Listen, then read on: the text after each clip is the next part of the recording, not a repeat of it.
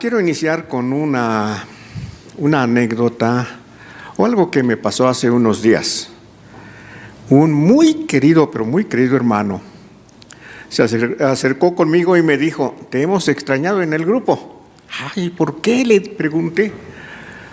Si apenas he estado con ustedes dos días, dos veces. Dice: nos extrañamos tus regaños.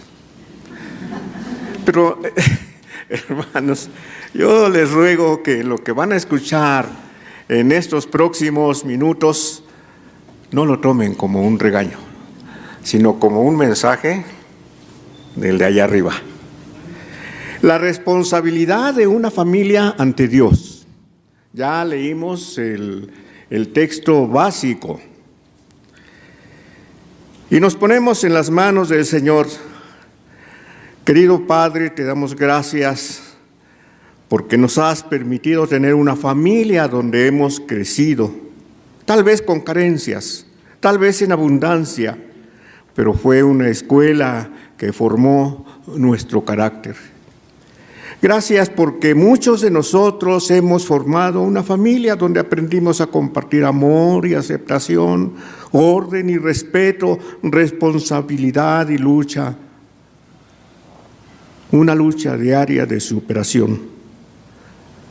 Hoy, Señor, gracias porque nos recuerdas que como hijos tuyos, esa o nuestra familia es una responsabilidad de la que nos vas a pedir cuentas.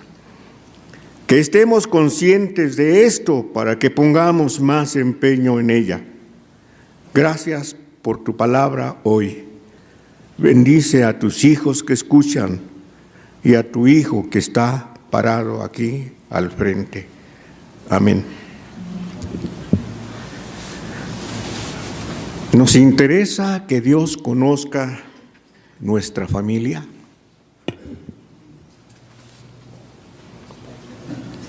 ¿Nos interesa que Dios conozca nuestra familia? Entonces, invitémoslo a vivir en ella. Hijos, obedezcan a sus padres como agrada al Señor, porque esto es justo. Y ustedes, padres, no hagan enojar a sus hijos. ¡Qué palabras tan actuales! Para cubrir el tema, este debería ser el texto de partida, pero quiero empezar desde la primera familia que apareció en la tierra. Tanto se ha hablado de la familia. Tantos libros y artículos se han escrito, tantos buenos sermones y conferencias hemos escuchado, que yo no sé si quieren saber mi punto de vista. A lo mejor ya están aburridos de tanto. Y lo digo porque ya todos tenemos nuestro patrón familiar que a lo mejor no estamos dispuestos a cambiar. Nuestra vida está hecha y funciona más o menos. Pero a riesgo de que sea de poco interés, les hablaré brevemente de lo que descubrí en la Biblia. Ya hemos escuchado en domingos pasados que Dios instituyó a la familia. Y eso que leemos en el Génesis, sin duda podría ser la familia ejemplar, porque fue formada directamente por las manos del Creador. Por lo tanto, estaba asegurada su felicidad y su éxito en la tierra. Pero algo pasó y no funcionó. ¿Por qué no funcionó? Esa pareja que se me presentó como germen de una familia ejemplar, la veo fuera del Edén. Ambos tristes, solos, con una cara de culpa. ¿Qué pasó? Que ese prospecto de familia, hombre y mujer, vive en un conflicto interno en el que se culpan el uno al otro por haber sido arrojados del Edén y, lo más importante, de la presencia de Dios. Y a partir de entonces forman su familia basada en el dolor, el sufrimiento, los trabajos amargos y agotadores y en la proliferación de la especie con supremo dolor. Y en ese marco nacen Caín y Abel, cuyo desenlace todos conocemos. Caín, tal vez por envidia o resentimiento, o por no ser el consentido, mata a su hermano Abel. Quizá lo hizo porque vivió un desamor en casa de unos padres que, a mi parecer, nunca lograron superar el hecho de haber salido del Edén como lo hicieron. Los corrieron. Y eso es más doloroso porque no es lo mismo salir por cuenta propia que ser corridos. Y Caín absorbió ese espíritu de amargura y descuido de sus padres. Las familias en la actualidad tienen sus propias dificultades, y yo creo que es culpa de un ambiente que tiene a Dios relegado para las ocasiones difíciles u olvidado por lo acelerado de la diaria tarea. Cuando Adán y Eva le fallaron a Dios por desobediencia, temieron encontrarse con Él y se escondieron. Perdieron la comunicación franca que habían tenido con Él en el Edén. Y yo me pregunto, ¿esta primera familia no sentía una responsabilidad ante el Creador por haber sido moldeados por sus propias manos?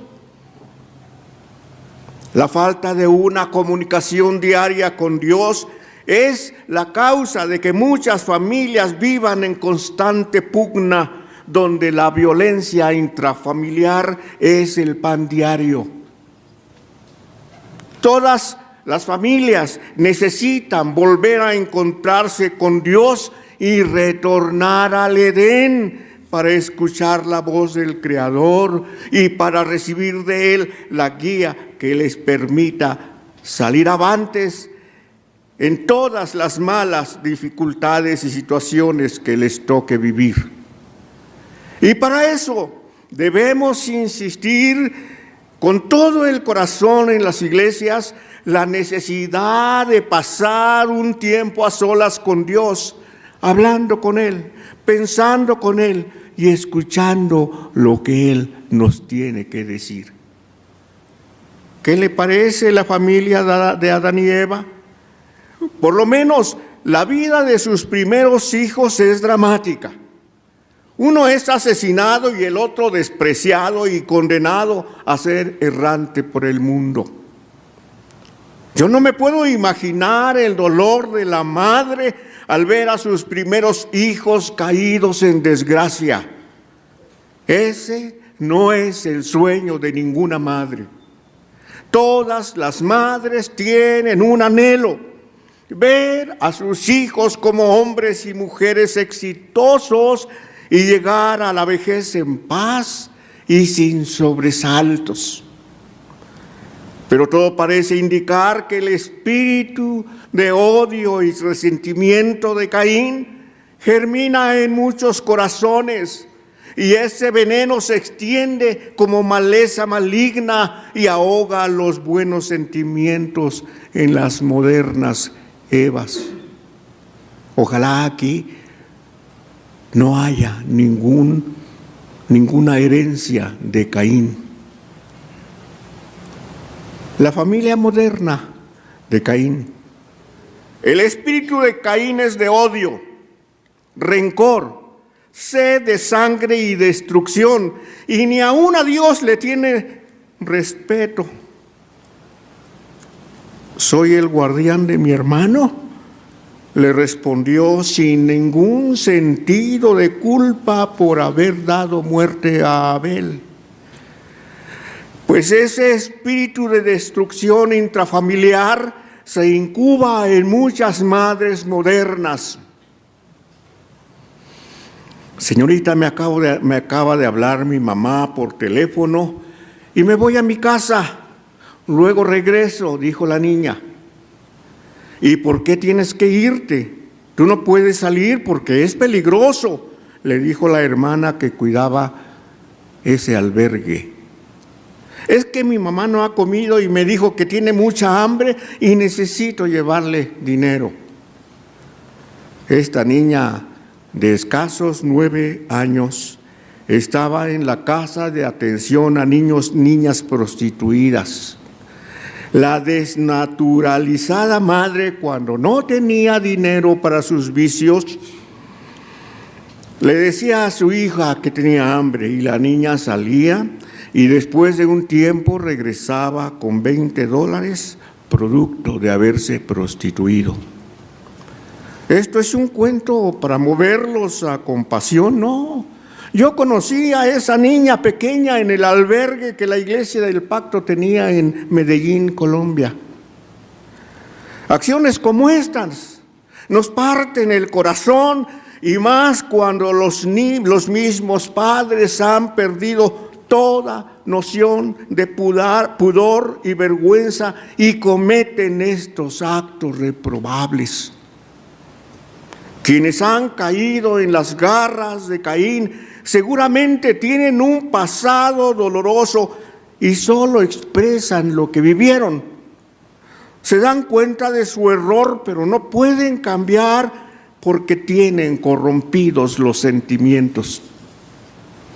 ¿Qué madre con un poquito de cariño sería capaz de enviar a su hija a entregarse a un hombre podrido por unos cuantos pesos?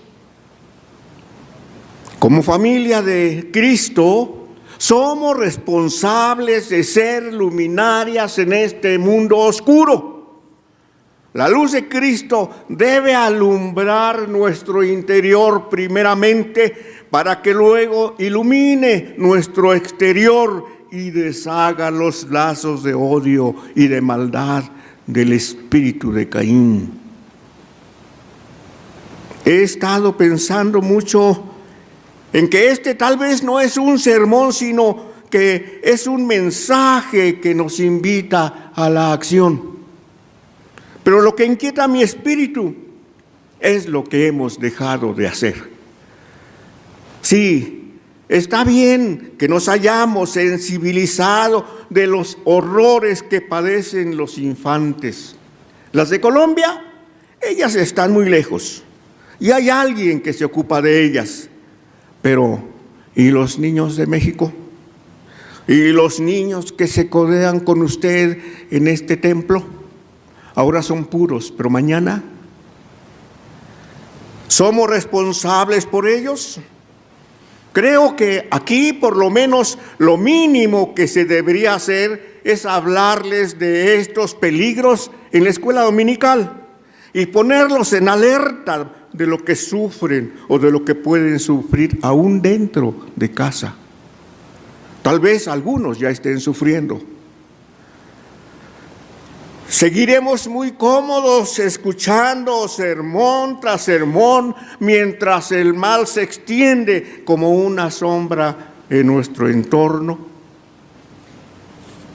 El Señor Jesús sabía a lo que sus seguidores nos íbamos a enfrentar, el mal en todo su poder. Por eso nos dejó una identificación y a la vez un arma poderosa para luchar. Él dijo: ustedes son la luz del mundo. Una ciudad asentada sobre un monte no se puede esconder. Tampoco se enciende una lámpara y se pone debajo de un cajón, sino sobre el candelero para que alumbre a todos los que están en casa. De la misma manera que la luz de ustedes alumbre delante de todos, para que todos vean sus buenas obras y glorifiquen a su Padre que está en los cielos. ¿Qué tiene que ver este pasaje con Caín y las niñas prostituidas? ¿Qué tiene que ver con nuestra responsabilidad familiar? Tiene que ver todo, porque el Señor, conociendo el negro interior de los humanos, nos regala una identidad luminosa para alumbrar conciencias y llevar gentes a Él, para que sane sus heridas y perdone sus pecados. Jesús nos insiste que somos luz porque pareciera que se nos ha curtido la conciencia social y la conciencia cristiana. ¿Y por qué nos estamos volviendo insensibles? Porque el mundo es tan persistente que está duro y duro con que el daño que se comete contra los infantes es natural, porque todos lo hacen. Y así, sin darnos cuenta, vamos entrando en el torrente circulatorio del mundo y se va propagando, se va apagando la luz que el Señor nos entregó. Nosotros, como familia de fe, estamos llamados a velar por tantos niños y niñas que han sufrido abusos y les han arrebatado su inocencia para venderla por un puñado de pesos. Hay tantas jovencitas que, sintiéndose hermosas, y lo son de veras, se dejan chulear por gente malvada y se la creen y son seducidas, las ilusionan y luego las dedican a la prostitución y a trabajos forzados. Qué triste, ¿no? Y esto de la ilusión infantil las lleva a las niñas por caminos dolorosos cuando no tienen mejores opciones para salir de su pobreza. Varias jovencitas en esa casa de atención en Colombia comentaban su futuro. Escuche, una de ellas decía: cuando yo sea grande, quiero ser prostituta de categoría, para comprar muchos vestidos, autos, joyas y los hombres que yo quiera.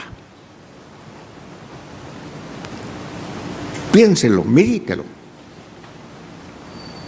Son los sueños de quien vive en la miseria y busca opciones fáciles sin medir el peligro.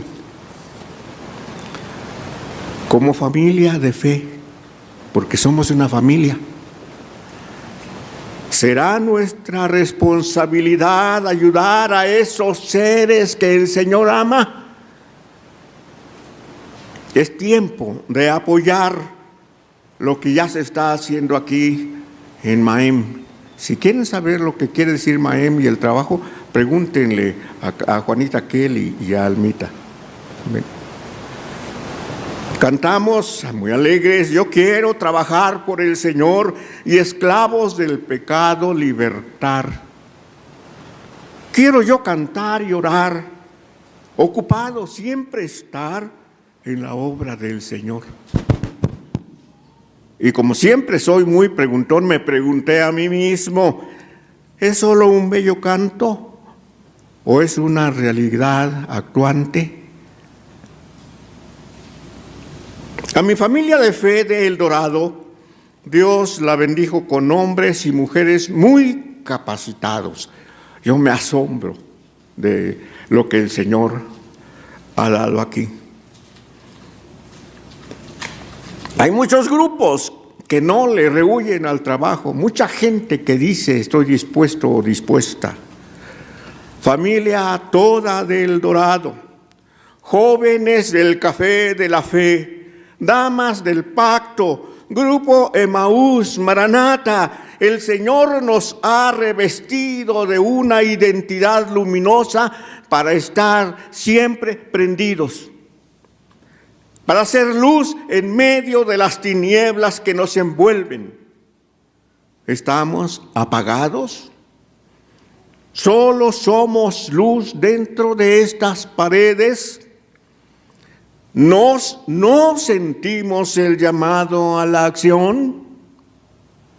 El Señor se preocupó por los necesitados, pero les dio especial importancia a los niños. Padres que ya lo son, futuros padres que lo serán, escuchen el siguiente relato. Llevaron unos niños a Jesús para que pusiera sobre ellos las manos y orara por ellos. Pero los discípulos comenzaron a reprender a quienes los llevaban. Entonces Jesús dijo: dejen que los niños vengan a mí y no se lo impidan, porque el reino de los cielos es de quienes son como ellos. Puso las manos sobre los niños y se fue de aquel lugar. Triste, relato triste y alegre. Triste porque la lectura también nos presenta a los discípulos cumpliendo muy bien su papel de guaruras, impidiendo que los niños se acercaran al maestro. ¿Es que hay alguien que impida a los niños acercarse al Señor Jesús? Sí. Y hay muchos modos que nosotros conocemos, a lo mejor porque los recibimos, a lo mejor porque los damos. El maltrato dentro de casa, la devaluación emocional constante. No sirves para nada. Como siempre, eres un tarado, eres un mugroso, nunca entiendes las cosas. Eres tan inútil como tu padre, no sirves ni para estudiar. Y muchas etiquetas más los hacen sentir tan sin valor. Y si los padres son de la iglesia, ¿qué será? Los niños no querrán nada con esa religión familiar. En la iglesia siempre hay alguien que se molesta porque los niños corren, gritan y lloran.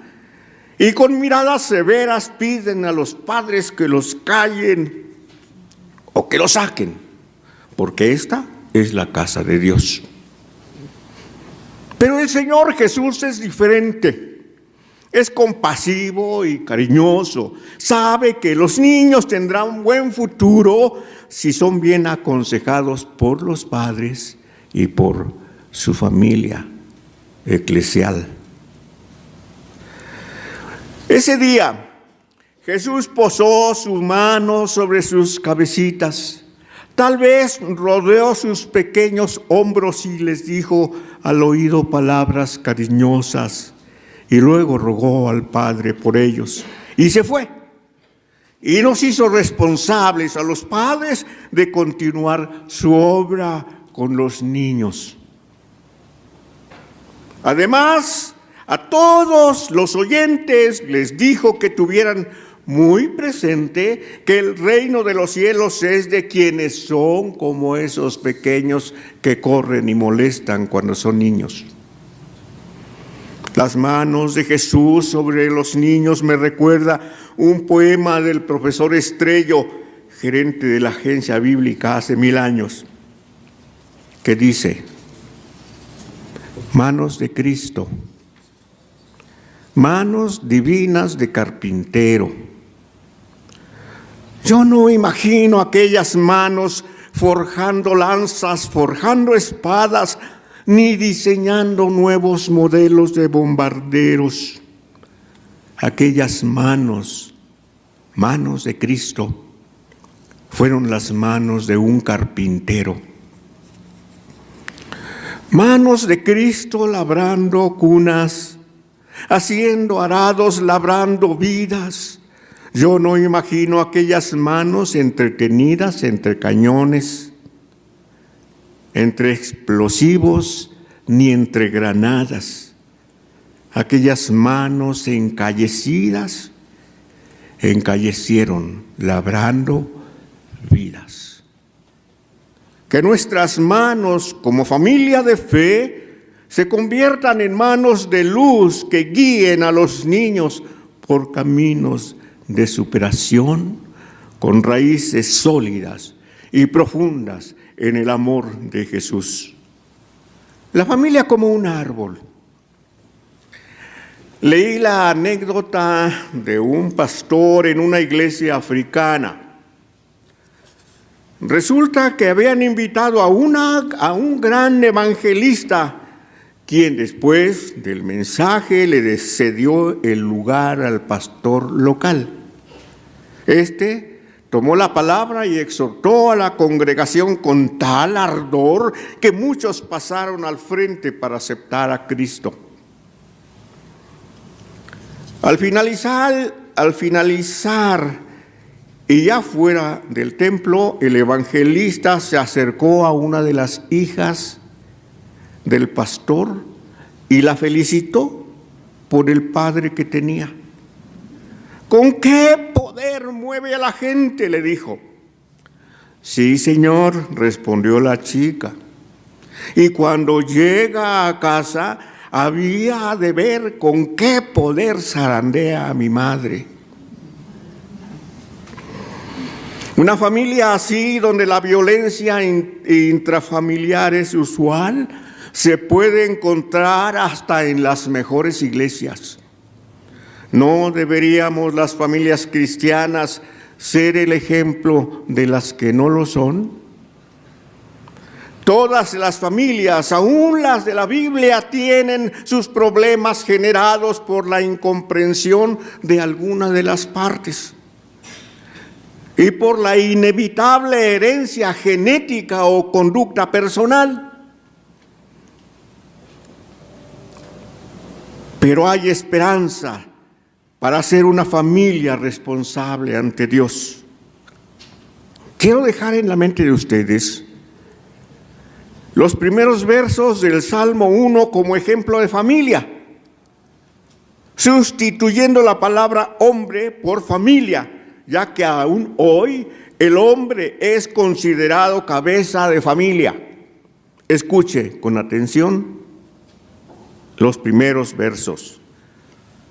Feliz la familia que no sigue el consejo de los malvados, ni va por el camino de los pecadores, ni hace causa común con los que se burlan de Dios, sino que pone su amor en la ley del Señor y en ella medita de noche y de día.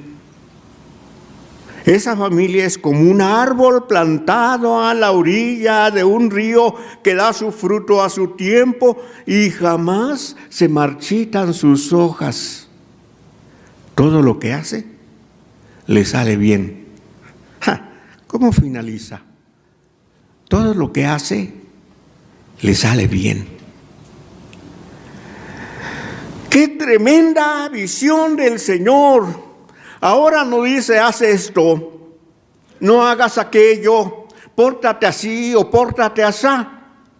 Ahora pone frente a nuestros ojos la posibilidad de ser felices si por gusto personal buscamos al Señor. La consecuencia, primero la satisfacción de estar bien con Dios y luego el fruto benéfico en la vida familiar. ¿Qué familia no desea la bendición del Señor constante? ¿Qué le parece que esta familia pudiera ser la suya? El ejemplo del árbol es prodigioso y bien claro. Debe tener buen riego y buena tierra para que como árbol tenga frutos saludables y como familia todo lo que haga le salga bien. Piense en todo lo que le gustaría hacer para bien personal, familiar y social. Una gran bendición si tomamos en serio estas palabras. Si no seguimos los malos consejos de los amigos, ni nos unimos a ellos para cometer tropelías, ni nos callamos cuando se burlan de Dios, nuestras raíces serán firmes. Si en un árbol la raíz es indispensable para crecer, alimentarse y para sostenerse, en la familia sus raíces son determinantes para responder bien ante Dios. Cuando la familia vive en constantes pleitos y desavenencias, puede deberse a que la raíz que tenemos no es sana, que se remonta a nuestro pasado histórico familiar, porque acarreamos las costumbres de los abuelos y su propio pasado, el estilo de vida que ellos llevaron, la cultura ambiente que ellos vivieron, su actitud ante la vida. Todo eso lo absorbemos en nuestra vida, aunque no lo queramos. Pero también son determinantes las raíces que echamos en nuestro mundo actual. Amigos, colegio, trabajo, redes sociales, etc. Si nos dejamos influir, nuestra familia lo resentirá. Eso es matemático. Para revertir los malos ejemplos familiares y malos consejos fuera de casa, está el reencuentro personal y familiar con Dios. La amistad personal con Él como en el Edén, el amor a su palabra y la práctica de sus enseñanzas. Un mensaje final. El apóstol Pablo se adelanta a su época y nos detalla hoy las recomendaciones que aprendimos en los 10 mandamientos. Si no los recuerda, le recomiendo que los relea con detenimiento. Excelentes raíces para ser responsables ante Dios. Escuche, Padre, escuchen, hijos, lo que Pablo nos habla hoy. Hijos, obedezcan a sus padres como agrada al Señor, porque esto es justo. El primer mandamiento que contiene una promesa es esta: honra a tu padre y a tu madre, que contiene una promesa.